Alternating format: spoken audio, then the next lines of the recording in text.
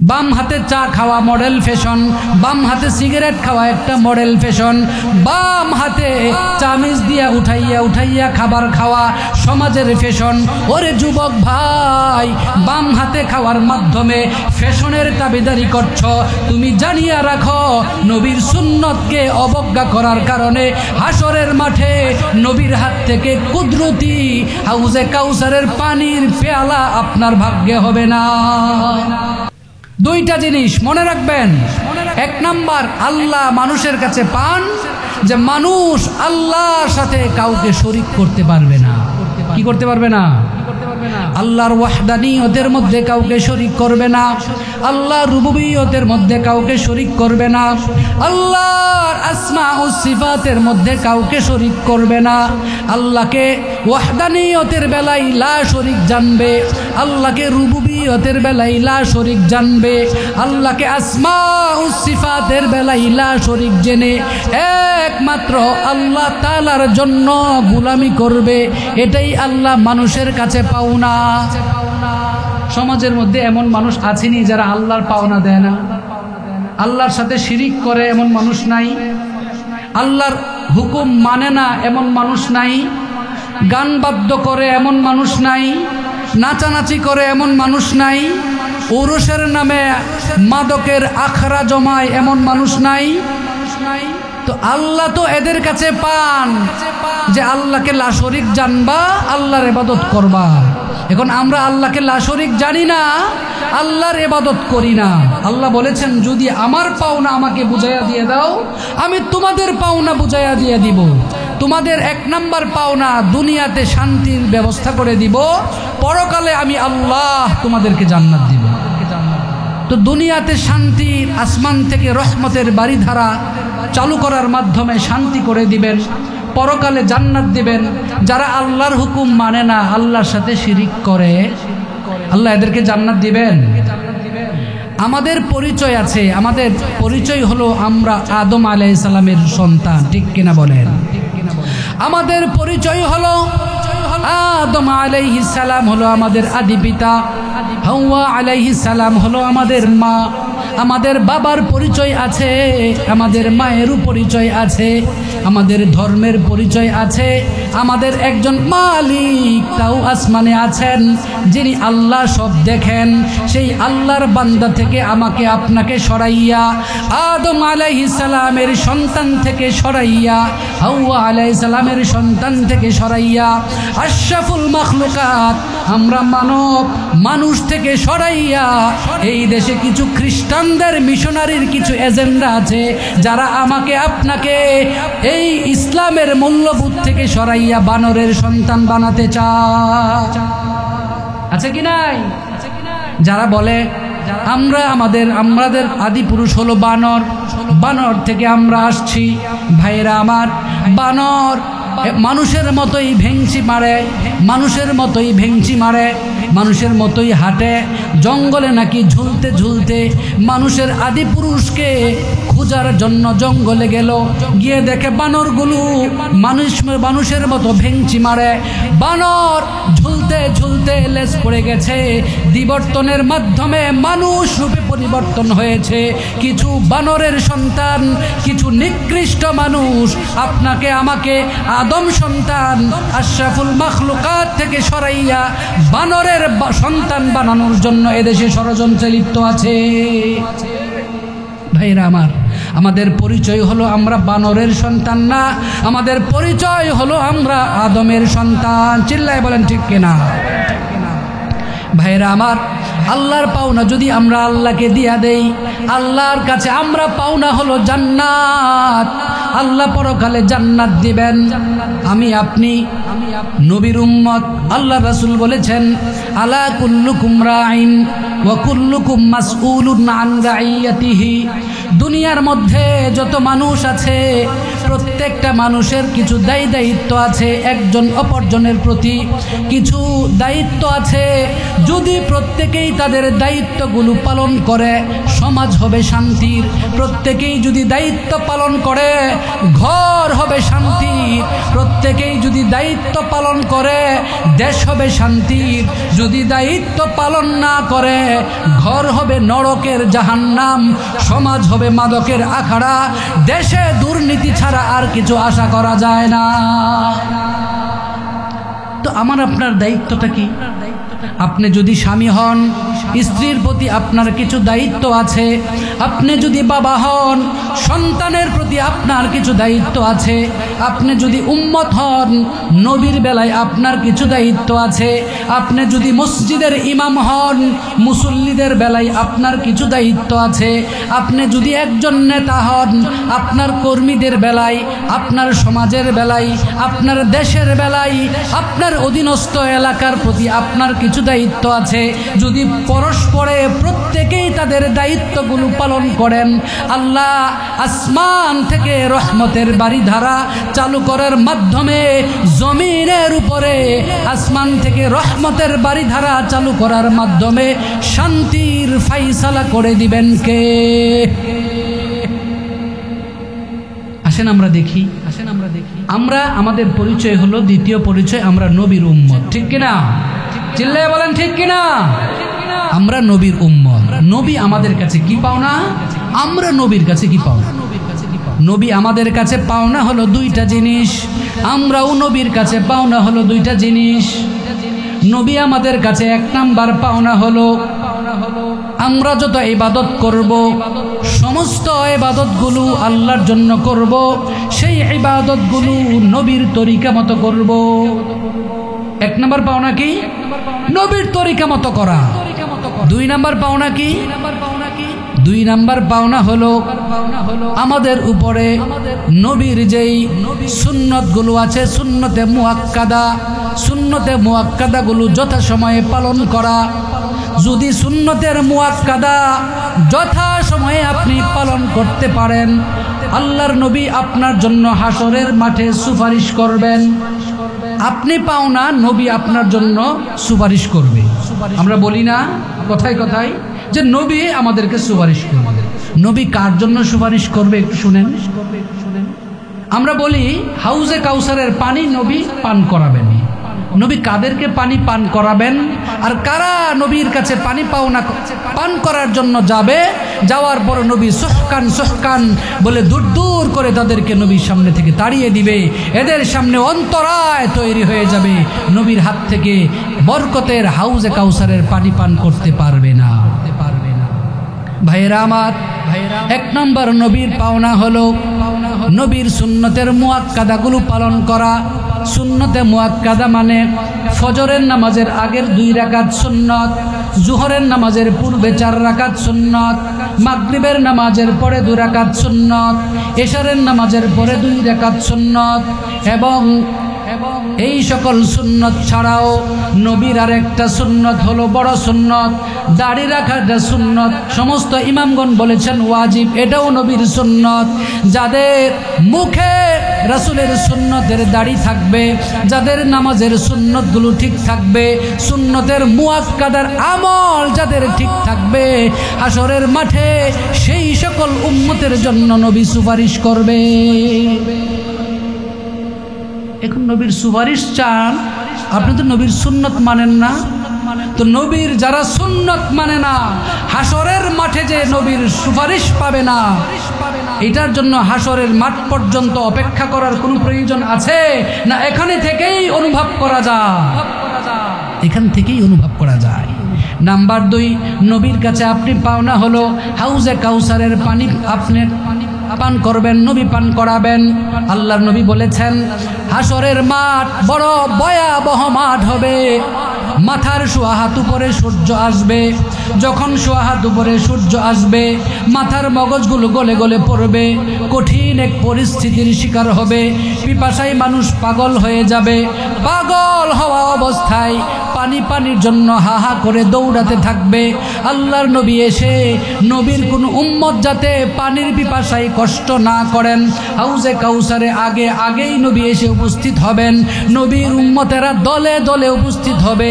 আল্লাহর রাসূল পেয়ালা দিয়ে এক একটা পেয়ালা দিয়া এক একজন উম্মতকে পানি পান করানোর মাধ্যমে মেহমানদারি করবে। মেহমানদারি কাদেরকে করবেন? যারা দুনিয়াতে নবীর সুন্নত মেনেছিল। মেহমানদারি কাদেরকে? হাউজে কাউসারের পানি পান করাবে যারা সর্ব অবস্থায় নবীর সুন্নতের আমল করেছে। কাদেরকে? নবী পানি পান করানোর মাধ্যমে, পানি পান করানোর মাধ্যমে জান্নাতে যাওয়ার আগ পর্যন্ত সকল প্রকারের তৃষ্ণা দূর করে দিবেন। এরা হলো দুনিয়ার মধ্যে থাকা অবস্থায় যারা নবীর অনুসরণ করে। নবীর অনুসরণ করা মানে নবীর সুন্নত মানা। নবীর সুন্নত মানে ডান হাতে খাওয়া। কোন হাতে খাওয়া? আমাদের সমাজের বহু নবীর উম্মত আছে কিনা বাজারে বসে বসে বাম হাতে চা খায়? আছে নেই? সমাজে বহু মানুষ আছে কিনা বাম হাতে চা খায়, বাম হাতে বিস্কিট খায়। এটা মনে হয় যেন আধুনিক মডেল এক ফ্যাশন। বাম হাতে চা খাওয়া মডেল ফ্যাশন, বাম হাতে সিগারেট খাওয়া একটা মডেল ফ্যাশন, বাম হাতে চামিচ দিয়া উঠাইয়া খাবার খাওয়া সমাজের ফ্যাশন। ওরে যুবক ভাই, বাম হাতে খাওয়ার মাধ্যমে ফ্যাশনের দাবিদারি করছ। তুমি জানিয়া রাখো, নবীর সুন্নতকে অবজ্ঞা করার কারণে হাসরের মাঠে নবীর হাত থেকে কুদরতি হাউজে কাউসারের পানির পেয়ালা আপনার ভাগ্যে হবে না। ভাইরা আমার, সমাজের বহু মানুষ আছে। আল্লাহ রাসূল বলেছেন, যেই ব্যক্তি আমি নবীর উপরে দুরূদ পড়বে একবার, আমি নবী আল্লাহর কাছে সুপারিশ করব। আল্লাহ তাআলা সুপারিশের মাধ্যমে সেই উম্মতকে আমার সাথে দিয়া জান্নাতে দিবে। এটা হলো পরকালে।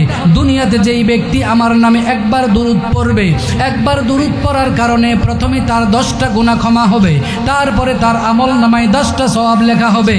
দুরূদের বড় ফজিলত আছে কি নাই? দুরূদের ফজিলত আছে, তবে সেই দুরূদটা নবীর তরিকাই হইতে হবে। নবীর তরিকা ছাড়া বানানো যত তরিকা আছে, যত তন্ত্র মন্ত্রের তরিকার দুরূদ আছে, সেই সকল দুরূদ পড়লে নবীর অনুসরণ হয় না, বরং নবীর সাথে বড় বেয়াদবি হয়। কেন বেয়াদবি হয়? নামাজের মধ্যে দুরূদ আছে কিনা? নামাজের মধ্যে দুরূদ আছে। নাম দুরূদ কখন পড়ে? প্রথমে আত্তাহিয়াতু পড়ে, তারপরে দুরূদ পড়ে, শেষ বৈঠকে দুরূদ পড়ে, পরে দোয়ায়ে মাসুরা পড়ে। এখন নামাজের শেষে দুরূদ পড়ে। কেউ যদি মনে করে দুরূদ পড়ার এত বড় ফজিলত, নামাজের ভিতরে একবার কেন দুরূদ পড়ব, একবার ভিতরে শেষে কেন পড়ব? নামাজ যখন আমি শুরু করলাম, আল্লাহু আকবার বলে নামাজ শুরু করলাম, সানা পড়ে আলহামদুলিল্লাহ পড়মু, সানা পড়া বাদ দিয়া আলহামদুলিল্লাহ পড়া বাদ দিয়া আগে যদি 10 বার 20 বার বসে বসে শুধু দুরূদ পড়ে, কারণ তিনি তো শুনছেন দুরূদ পড়ার অনেক ফজিলত, বারবার নামাজের শুরুতে যদি দুরূদ পড়ে নামাজ হবে কিনা? কেন হবে না? কেউ যদি মনে করে দুরূদের বড় সওয়াব আছে, আগে যদি দুরূদ পড়া শুরু করে দেয়, এই দুরূদ নবীর সুন্নতের তরিকা না। এই দুরূদ পড়ার দ্বারা নবীর সুপারিশ পাবেন না। এই দুরূদ পড়ার দ্বারা নবী আপনার জন্য দোয়া করবে না, রহমত 10টা নাজিল হবে না, গুনাহ 10টা ক্ষমা হবে না। এই তরিকার দুরূদ নবীর তরিকার দুরূদ না। ভাইরা আমার, আজানের পরে দোয়া আছে, আজানের আগে কোনো দুরূদ নাই। বহু মানুষ আছে যারা আজানের আগেও দুরূদ পড়ে, আজানের পরে দুরূদ পড়ার দোয়া পড়া নবীর তরিকা, আজানের আগে দুরূদ পড়া নবীর তরিকা না। জানাজার নামাজ আছে, জানাজার নামাজের মধ্যে আপনার আজান নাই, একামত নাই। অন্য নামাজের মধ্যে যেমন নামাজের আগে আজান দেওয়া সুন্নত, একামত দেওয়া সুন্নত, এই আজান একামতের সওয়াব মনে করে জানাজার আগে যদি কেউ আজান দেয়, জানাজার আগে যদি কেউ একামত দেয়, এটা নবীর তরিকা হবে না মন গড়া তরিকা হবে? মন গড়া তরিকা। মন গড়া তরিকার আমল করনেওয়ালা বহু মানুষ দুনিয়ার মধ্যে আছে। যারা তোমরা মন গড়া তরিকায় আমল করো, আল্লাহর নবী বলেছেন আল্লাহর কাছে আমল কবুল হওয়ার জন্য 2টা শর্ত। 1 নাম্বার শর্ত হলো ইখলাসুন নিয়ত, একমাত্র আমল হইতে হবে কার জন্য? 2 নাম্বার শর্ত হলো আমলটা হইতে হবে নবীর তরিকার জন্য, নবীর তরিকার ভিতরে। নবীর তরিকা বাদ দিয়া মন গড়া কোনো তরিকায় কেউ যদি আমল করে, সেই আমল জিন্দেগি ভর আমল করা যাবে, কিন্তু আমলটা আল্লাহর কাছে কবুল হবে। ভাইরা আমার, নবীর কাছে আমরা দুইটা জিনিস পাও না, এক হলো হাউজে কাউসারের পানি, দ্বিতীয় নাম্বার হলো সুপারিশ। নবী আমাদের কাছে দুইটা জিনিস পাও না, এক নাম্বার হলো সুন্নতে মুআক্কাদার আমল, দুই নাম্বার হলো আমার জীবনের সর্ব অবস্থায় নবীর তরিকার অনুসরণ। দুইটা আমল যদি করতে পারি, আগে যদি নবীরটা আমি দেই, পরে এনে নবীরটা নবী আমাকে দিবেন। সমাজের বহু মানুষ আছে যারা নবীর পাওনা দেয় না, নবীর উম্মত দাবি করে, ঠিক কিনা? বহু মানুষ আছে বড় গলায় বলে আমরা কি নবীর উম্মত না, নবীর উম্মত দাবি করে কিন্তু নবীর পাওনা দেয় না। যারা আল্লাহর পাওনা দেয় না, নবীর পাওনাও দেয় না, এই লোকগুলো যদি বলে আমি শান্তি চাই, আমি বলি তুমি শান্তি চাও, এই কথা বলার মাধ্যমে সমাজকে ধোঁকা দেওয়া ছাড়া আর কিছু করছো না। সমাজকে ধোঁকা দাও। যদি তুমি শান্তি চাও, আগে আল্লাহর পাওনা দাও। যদি তুমি ইমানদার হও, নবীর পাওনা দাও। যদি তুমি আমলওয়ালা হও, তোমার ফ্যামিলির পাওনা দাও, সমাজের পাওনা দাও। যদি তুমি আমলি হও, প্রত্যেকটা মানুষ একে অপরের সাথে একটা বন্ধনে আবদ্ধ আছে, সেই বন্ধনের আবদ্ধের ভিতরে যেই দায়িত্বগুলো আছে, দায়িত্বগুলো যদি পালন করেন তাহলে হবে সমাজ শান্তি, যদি পালন না করেন তাহলেই হবে অশান্তি।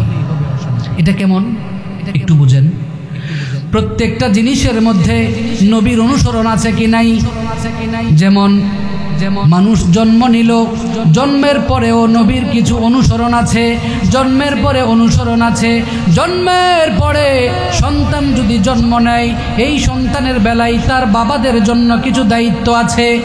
সন্তানের বেলায় কিছু দায়িত্ব আছে। এক নাম্বার দায়িত্ব হলো, সন্তান যখন দুনিয়াতে আসলো, তুমি আউযুবিল্লাহি মিনাশ শাইতানির রাজিম পড়ার মাধ্যমে এই সন্তানের জন্য বিতাড়িত শয়তান থেকে তুমি আল্লাহর কাছে পানা চাইবা। দ্বিতীয় নাম্বার দায়িত্ব হলো, আল্লাহ যে সন্তান দান করেছেন, এই সন্তানের জন্য তোমার দ্বিতীয় দায়িত্ব হলো তুমি আল্লাহর দরবারে আলহামদুলিল্লাহি রব্বিল আলামিন বলে শুকর আদায় করবা। তৃতীয় নাম্বার দায়িত্ব হলো, মাথার চুলগুলো তুমি মুন্ডাইবা, মুন্ডানোর পরে মাথার মধ্যে জাফরান কালি লাগাইয়া দিবা। পঞ্চম নাম্বার দায়িত্ব হলো, এই সন্তানের মুখের মধ্যে তুমি যদি পারো মুখের মধ্যে মধু লাগাইয়া দিবা, একটু মধু দিবা, একটু বরকতের থুতু লাগাইয়া দিবা। 6 নাম্বার পাওনা হলো, এই সন্তানের জন্য তুমি আকিকা করবা। 7 নাম্বার পাওনা হলো, আকিকা করার পরে যদি ছেলে হয় 2টা, মেয়ে হলে 1টা। আবার 7 নাম্বার পাওনা হলো, এই সন্তানের জন্য যদি ছেলে হয় তাকে খতনা করায়া দাও। খতনা করায়া দেওয়ার পরে এই সন্তানের জন্য বাবা মার পক্ষ থেকে দায়িত্ব হলো, এই সন্তানকে দ্বীনের পথে লালন পালন করো। দ্বীনের পথে লালন পালন করা অবস্থায় কিভাবে সে জাহান্নামের আগুন থেকে বাঁচতে পারবে, এই দায়িত্ব হলো পিতামাতার। যেই পিতামাতা সন্তানের কোনো খবর নেয় না, স্কুলে কখন গেল কখন আসলো, মাদ্রাসায় কখন গেল কখন আসলো কোনো খবর নেয় না। যেই পিতামাতা সন্তান কোন বন্ধুর সাথে গেল, গিয়ে কি মদ পান করলো না গাঁজা খাইলো না হেরোইন খাইলো, কোনো খবর রাখলো না, সন্তানের হক পিতামাতা আদায় করলো না। যখন সন্তান বড় হবে, এই সন্তান বাবা মাকে কোনোদিন মানবে না। বুড়ো আঙ্গুল দেখিয়ে বাবা মাকে নেশা করার জন্য টাকা চাইবে। নেশার টাকা যদি বাবা মা দিতে না পারে, মায়ের সাথে বাবার সাথে খারাপ আচরণ করবে, ঘর থেকে বের করে দিবে। নেশার টাকা দাও, অশান্তি তৈরি করে দিবে। অশান্তি তৈরি হওয়ার মূল কারখানা হলো, আগে মা আর বাবা এই সন্তানকে দ্বীনের পথে চালানোর জন্য হক পালন করে নাই। ভাইরা আমার, সন্তান যখন বড় হয়ে গেল, সন্তানের কাছে পিতামাও পাওনা, একে অপরের কাছে পাওনা আছে। একজন যদি আরেকজনের হক আদায় করে, ঘরটা হবে শান্তির। যদি আদায় না করে, ঘরটা হবে অশান্তির। বিবাহ শাদীর মধ্যেও একে অপরের মধ্যে পাওনা আছে। বিবাহ শাদীর মধ্যেও পাওনা আছে। আপনি খতনা করাইবেন, খতনা করানো সুন্নত, শায়ের ইসলাম। এই ইসলামের পালন করার বেলায় আপনার জন্য আমল হলো 4 জন মানুষ ডাইকা সুন্দর একটা দোয়া করায়া দিবেন, দোয়া করায়া খতনা করায়া দিবেন। কিন্তু দোয়ার নামে, খতনার নামে বর্তমান সময়ে সমাজের মধ্যে কত গুনার খতনার নামে বড় অনুষ্ঠান করে, বড় হোটেল সাজায়, হোটেল সাজাইয়া শত মানুষ দাওয়াত করে, শত মানুষ দাওয়াত করার পরে মানুষ আসে, টাকা দিয়ে খায়, খেয়ে পরে টাকা দিয়ে যায়। এটা ইসলামের সাথে তামাশা করা ছাড়া আর কিছু না। হাজী সাহেব মসজিদের সভাপতি, কিন্তু ছেলের খতনা করাইয়া 500 মানুষ দাওয়াত করে, আছে না নাই? এই সমাজের মধ্যে শান্তি চান, আপনি ইসলামের বিরুদ্ধাচরণ করছেন। নামাজ পড়তে পড়তে কপালে কালো দাগ হয়ে গেছে, বহু প্রতি বছর হজে যান, আবার নাতিরে খতনা করাইয়া বাড়িতে বড় অনুষ্ঠান করে হোটেলের ব্যবসা করান। হোটেলের ব্যবসা করানোর নামে হাজার হাজার টাকা উঠান, এই টাকা উঠানোর মাধ্যমে কত মানুষকে কষ্ট দেন। ইসলামে জায়েজ আছে না নাই? এটা জায়েজ নাই। এমন কাজ করে মানুষ আছে কিনা সমাজে? তো আপনি তো ইসলামকে নিয়ে বাঁচতে চান, কিন্তু আপনি কি করছেন? ভাইরা আমার, বর্তমান সময়ে এমন একটা সময় আমরা পার করছি, যেই সময়ে একজন অপরজনের কোনো দায়িত্ব পালন করছি না। আজকে দেখেন আপনি একজন জনগণ প্রতিনিধি, এলাকার প্রতিনিধি, আপনার দায়িত্ব হলো দেশের জনগণের জন্য সরকারের পক্ষ থেকে দায়িত্ব আছে, জনগণের জন্য সরকারের কাছেও দায়িত্ব আছে। সরকারের জন্য জনগণের ব্যাপারে দায়িত্ব হলো অনেকগুলো। যদি দায়িত্বগুলো একে অপরে পালন করে, দেশ হবে শান্তির। যদি দায়িত্ব পালন না করে, দেশের ভিতরে অশান্তি তৈরি করবার জন্য আর কিছু লাগবে না, নিজেরাই যথেষ্ট। যেমন সরকারের দায়িত্ব হলো জনগণের বেলায়, সরকারের 1 নাম্বার দায়িত্ব হলো জনগণের খাবারের বন্দোবস্ত করা। কোন জনগণ খেয়ে আছে, কোন জনগণ না খেয়ে আছে, তাদের খবর নিয়ে যারা না খেয়ে আছে খাবারের ব্যবস্থা করা, যারা খেতে পারে না খাবারের ব্যবস্থা করা, ক্রয় করতে পারে না ক্রয় করার ব্যবস্থা করে দেওয়া, দ্রব্যমূল্যের দাম কমাইয়া দেওয়া। কিন্তু এখন আমাদের কি হয়? কমাইয়া দেওয়া তো দূরের কথা, বরং এটা বাড়াইতে বাড়াইতে এমন জায়গায় নেওয়া হয়, নেওয়ার পরে মানুষের ক্রয় ক্ষমতার পেটে খাবার দেওয়া তো দূরের কথা, মানুষের সামনে থেকে খাবার আরো উঠাইয়া নিয়ে যায়। ঠিক কিনা বলেন? হাসরের মাঠে আল্লাহ 5টা প্রশ্ন করবে। এই 5 প্রশ্নের জবাব দেওয়া ছাড়া বনি আদমের 1 পা সামনে যাওয়ার কোনো ক্ষমতা নাই। 5টা প্রশ্নের জবাব দিতে হবে।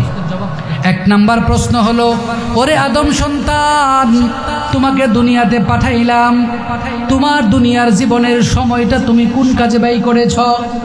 1 নাম্বার প্রশ্ন হলো, দুনিয়ার জীবনের সময় কোন কাজে ব্যয় করেছ? 2 নাম্বার প্রশ্ন হলো, তোমাকে একটা মহামূল্যবান যৌবন কাল দিয়েছিলাম, যৌবন কালের সময়টা তুমি কোন কাজে ব্যয় করেছ? যৌবন কাল তুমি দ্বীনের কাজে ব্যয় করেছ, মসজিদের কাজে ব্যয় করেছ, ওয়াজ মাহফিলের কাজে ব্যয় করেছ, নাকি উরুসে দৌড়াইয়া গাজার আড্ডাখানায়, মদের আড্ডাখানায়, হিরোইনের আড্ডাখানায় তুমি ব্যয় করেছ? আল্লাহর দরবারে হিসাব দেওয়া ছাড়া কোনো বনি আদম 1টা পা সামনে যাওয়ার ক্ষমতা নাই।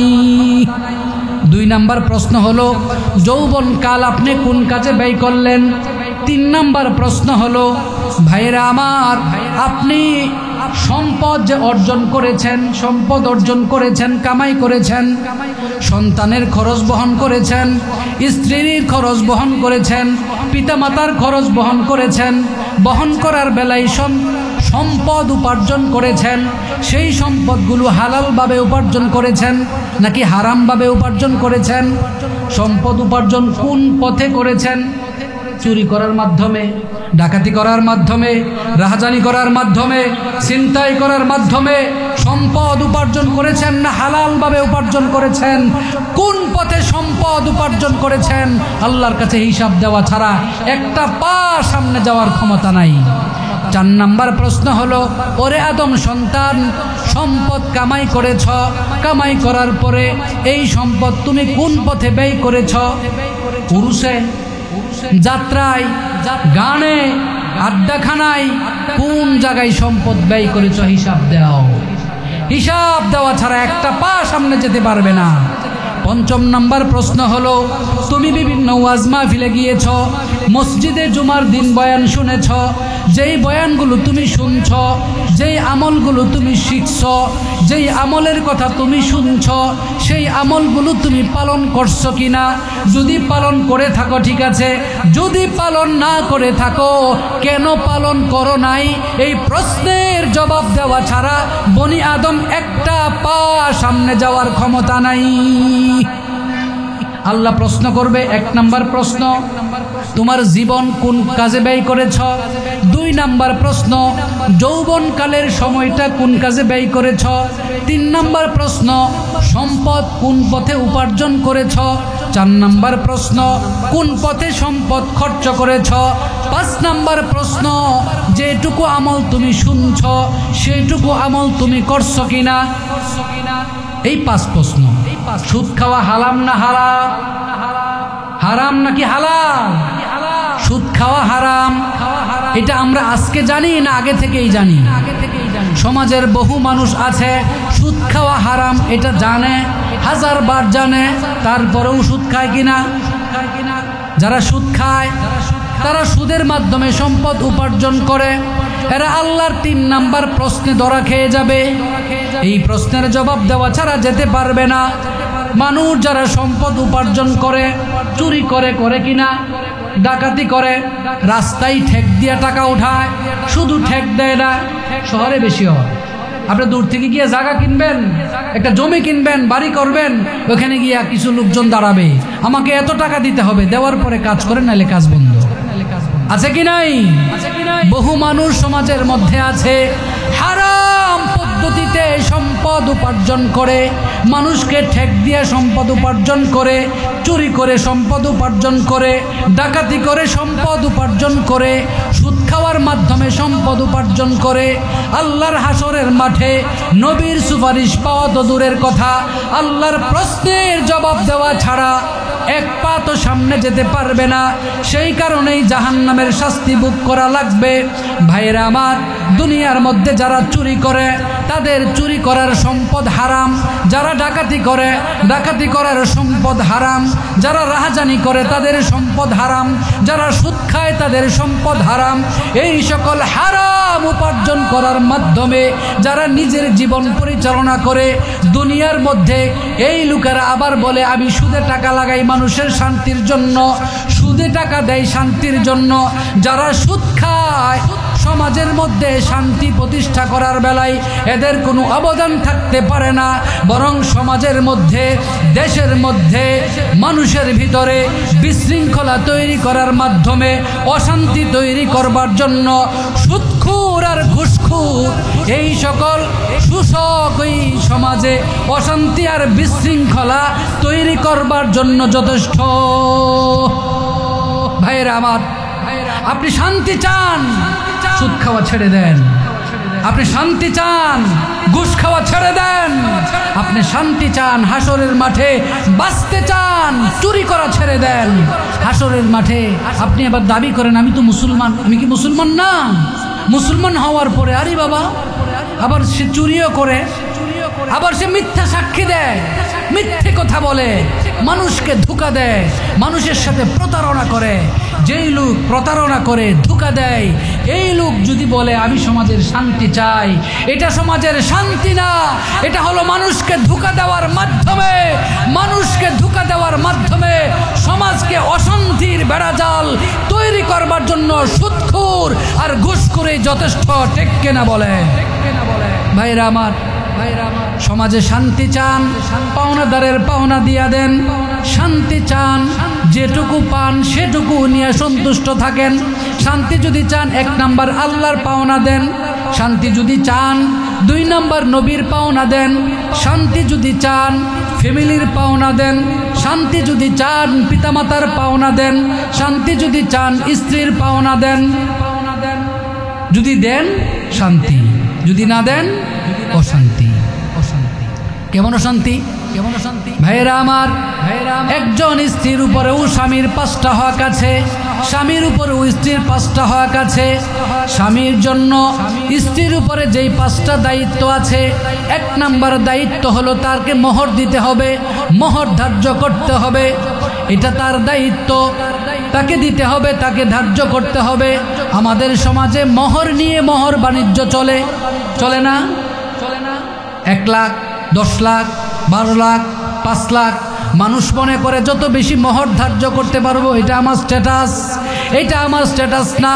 তোমার জন্য তোমার স্ত্রীর মোহর দেওয়া ওয়াজিব, এটা তার অধিকার। তুমি যদি তার অধিকার না দিয়া প্রতারণা করে বঞ্চিত করো, যদি তার অধিকার তাকে বুঝাইয়া না দাও, হাসরের মাঠে আল্লাহর প্রশ্নের 3 নাম্বার প্রশ্ন তোমাকে আটকাইয়া দিব। তোমার যেটুকু দেওয়ার কথা ছিল সেটুকু তুমি দেও নাই। 1 নাম্বার তুমি তার উপরে জুলুম করেছ, জুলুম তুমি সেখান থেকেই শুরু করেছ। জুলুম করার পরে তুমি তোমার স্ত্রীর উপরে জুলুম 2 নাম্বার জুলুম করেছ, তাকে বাধ্য করেছ এমন কিছু করবার জন্য যা তোমার উপরে কোনো হক ছিল না। 500 মেহমান খাওয়াইতে হবে, বিশাল বড় আয়োজন করতে হবে, 500 মেহমানকে খাওয়াইতে হবে। 500 মেহমানকে খাওয়ানোর মাধ্যমে একটা বোঝা চাপাইয়া দিলেন, বোঝা চাপাইয়া দেওয়ার মাধ্যমে আপনি জুলুম করেছেন। আর যেই বিবাহ জুলুম দিয়া শুরু হয়, এখানে শান্তি হতে পারে না। বিবাহ হলো একটা পবিত্র বন্ধন, পবিত্র বন্ধনটা পবিত্রভাবে শুরু করতে হবে।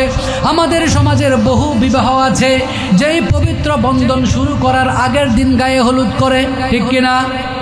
গায়ে হলুদ কোনো মুসলমানের আকীদা না, মুসলমানের কোনো আদর্শ না। গায়ে হলুদ ইসলামে জায়েজ নাই, এটা সম্পূর্ণ হারাম। এই হারাম কাজ দিয়া যাদের বিয়ে শুরু হয়, গায়ে হলুদের পরে বহু মানুষকে আইনা নাচানো হয়। আর ডেক্সের তালে তালে, গানের তালে তালে মানুষ নাচে আর গায়, মানুষের কষ্ট হয়। গান গাওয়া হালাল না হারাম? বাজনা বাজানো হালাল না হারাম? ডেক্স বাজাইয়া বিবাহ দেওয়া হারাম না হালাল? এই হারাম কাজ করার মাধ্যমে যেই বিবাহ হয়, সেই বিবাহের মধ্যে বরকত থাকতে পারে না, সেই বিবাহের মধ্যে রহমত থাকতে পারে না।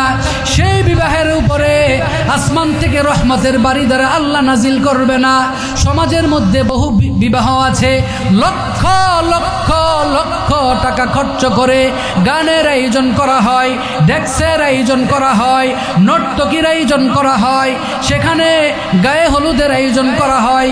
গায়ে হলুদের আয়োজনের মাধ্যমে, গানের আয়োজনের মাধ্যমে, ডেক্সের আয়োজনের মাধ্যমে, ঢোল তবলার আয়োজনের মাধ্যমে যেই বিবাহ হয়, রাসূল বলেছেন সেই বিবাহের মধ্যে বরকত নাই।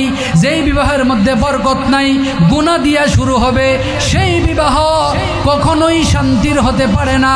কিছুদিন পরে ঘরের ভিতরে অশান্তি ঢুকবে, অশান্তি ঢুকার পরে একজন অপরজনের সাথে সম্পর্ক ছিন্ন হবে, তালাক হবে, ডিভোর্স হবে। এক পর্যায়ে মহিলার শান্তির জন্য বড় ইমাম সাহেব, বড় খতিব সাহেব, বড় বক্তা, বড় আলেমের কাছে গিয়ে বলবে, হুজুর আমার মেয়েটা অসুখে আছে, আমার মেয়ে অশান্তিতে আছে, অশান্তি দূর করে শান্তির জন্য পানি পড়া দেন, তাবিজ পড়া দেন, সুতা পড়া দেন। দেন কি দেন না? পানি পড়া, সুতা পড়া, তাবিজ পড়া। তাবিজ বুকে ঝোলান, গোলায় ঝুলান, হাতে ঝুলান, তাবিজ ঝুলাইলেন, পানি পড়া খাওয়াইলেন। পানি পড়া খাওয়ানোর মাধ্যমে বিবাহের ভিতরে, ঘরের ভিতরে শান্তি আসতে পারে না। তাবিজের মাধ্যমে শান্তি আসতে পারে না, জার ফুকের মাধ্যমে শান্তি আসতে পারে না। শান্তি যদি পেতে চাও, একমাত্র রাসূলের তরিকার অনুসরণ ছাড়া শান্তি আশা করা যায় না। আপনি যদি শান্তি চান, আপনার মেয়ের বিবাহতে শান্তি চান, আজকে থেকে নিয়ত করবেন বিবাহের মধ্যে কোনো ধরনের এঙ্গেজমেন্ট চলবে না। চলবে? এঙ্গেজমেন্ট চলবে না। বিবাহের মধ্যে গায়ে হলুদ চলবে না। বিবাহের মধ্যে ঢোল বাজনা চলবে না। বিবাহের মধ্যে গান বাজনা চলবে না। গায়ে হলুদ যদি বন্ধ করতে পারেন, এঙ্গেজমেন্ট যদি বন্ধ করতে পারেন, বিবাহের নামে যদি ব্যবসা বন্ধ করতে পারেন, আর মোহরের নামে যদি মোহর বাণিজ্য, বড় একটা মোহর স্ট্যাটাসের নামে যদি ধরেন, সেটা যদি বন্ধ করতে না পারেন, 2 কলমটা লেখা রাখেন, কোরআন যেমন সত্য, আপনার মেয়ের সংসার হবে অসুখী এটাও সত্য। ভাইয়েরা আমার, যদি শান্তি চান কোরআন মেনে নেন, যদি শান্তি চান রাসূলের সুন্নত মেনে নেন, যদি শান্তি চান কোরআন যেইভাবে বলে সেইভাবে যদি মানতে পারেন, রহমতের বাড়িধারা আসমান থেকে জমিনের উপরে রহমতের বাড়িধারা নাজিল করার মাধ্যমে জমিনকে শান্তিময় করে দেওয়ার মালিককে। ভাইয়েরা আমার, আল্লাহর নবী বলেছেন আপনারা একজন অপরজনের দায়িত্ব পালন করেন। যদি দায়িত্ব পালন করতে পারেন সমাজটা শান্তির হবে, দেশ শান্তির হবে। যদি পালন না করতে পারেন দেশও শান্তি হবে না, সমাজও শান্তি হবে না। দেশের সরকার তার জন্য জনগণের প্রতি কিছু দায়িত্ব আছে।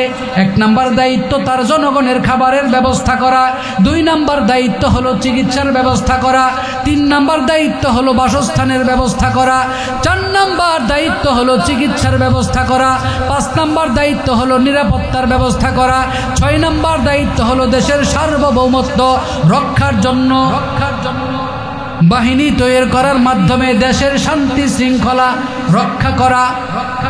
এটা সরকারের দায়িত্ব। কিন্তু সরকার দায়িত্ব পালন না কইরা জনগণের সাথে তামাশা করে, জনগণকে নিয়ে তামাশা করে, জনগণকে নিরাপত্তা দেওয়া তো দূরের কথা, অযথাই মিথ্যা মামলা দিয়া, মিথ্যা সাক্ষ্য দিয়া, বানোয়াট মামলা দিয়া বছর কি বছর জেল খাটায়, বছর কি বছর জেল খাটায়া যন্ত্রণা দেওয়ার মাধ্যমে, রিমান্ডে নেওয়ার মাধ্যমে, আইনাগরে নিয়ে আটকায় রাখার মাধ্যমে বহু আলেমকে জুলুম করার নজির এই দেশে আছে না নাই? যারা এই দেশের ইসলামের বিরুদ্ধে অবস্থান করেছে, ইসলাম আর মুসলমানের মূল্যবোধকে ধ্বংস করে দেওয়ার ষড়যন্ত্র করেছে, করার পরে দেশের মানুষ কিন্তু এদেরকে ক্ষমা করে নাই। করেছে? ক্ষমা করে নাই। যারা কিয়ামত পর্যন্ত ইসলামের বাতিকে নিভাইয়া দিতে চাওয়ার পরে যদি সীমা অতিক্রম করে ফেলে আল্লাহ তাদেরকে ছুঁড়ে ফেলে দেন। এই ছুঁড়ে ফেলে দেওয়ার ইতিহাস ফেরাউন থেকে, নমরুদ থেকে, সাদ্দাত থেকে, আবু জাহাল থেকে, গৌর গোবিন্দ থেকে আমরা শিখে আসছি। যারাই ইসলামের বিরুদ্ধে অবস্থান করেছে এই দেশে তাদের জায়গা হয় নাই। ঠিক কিনা বলেন? যারা ইসলামের বিরুদ্ধে গিয়ে বলেছে, আপনারা তো জানেন রমজান মাসে ইফতারি করতে বাধা দিয়েছে, রমজান মাসে খেজুর দিয়ে ইফতারি করার উপরে নিষেধাজ্ঞা জারি করে বড়ই দিয়ে খেজুর ইফতারি করার কথাও বলেছে। ঠিক কিনা বলেন? যারাই তোমরা বড়ই দিয়ে ইফতারির কথা বলেছ, মনে করেছো তোমরা পার পেয়ে যাইবা, বড়ই দিয়ে আমরা ইফতারি করব না, খেজুর দিয়ে ইফতারি করব, ইসলামকে ধ্বংস করার ষড়যন্ত্র করেছ। ইসলাম ইসলামের জায়গায় ঠিকই আছে, তোমরাই এই দেশ ছেড়ে পালিয়েছ। ঠিক কিনা বলেন? ভাইয়েরা আমার, আপনারা জানেন কত ষড়যন্ত্র হয়েছে ইসলামকে ধ্বংস করার জন্য, কিন্তু আজ ইসলাম কিন্তু ইসলামের জায়গায় ঠিক আছে, ইসলাম ঠিক থাকবে। ইসলামের বিরুদ্ধে যারা অবস্থান করবে আল্লাহ এদেরকে ছাড় দেন, কিন্তু ছেড়ে দেন না। যদি ছেড়ে দিতেন, এত বড় ক্ষমতাশালী হওয়ার পরেও নিজেকে আত্মগোপন করে দাড়ি মুছ কামাইয়া, চুল কামাইয়া, নিজের ড্রেস আপ চেঞ্জ করে এই দেশ থেকে পালানোর চেষ্টা করার পরেও ক্ষমা হয় নাই। ঠিক কিনা বলেন? ক্ষমা হয় নাই। এখান থেকে শিক্ষা গ্রহণ করো।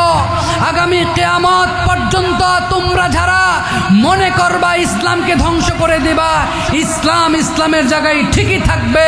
ইসলামের বিরুদ্ধে যারা অবস্থান করবে তোমার পরিণতি শিক্ষা গ্রহণ করো। ফেরাউন থেকে, নমরুদ থেকে, সাদ্দাত থেকে, হামান থেকে, সর্বশেষ 16 বছরের স্বৈরা শাসন থেকে, যেই শাসন ছিল ইসলামকে ধ্বংস করার, আলেমদেরকে কারারুদ্ধ করে রাখার, সেই আলেমরা আজ ঠিকই বেরিয়েছে। আলেমরা এই দেশে স্বাধীনভাবে কোরআনের দাওয়াত দিয়ে যাচ্ছে।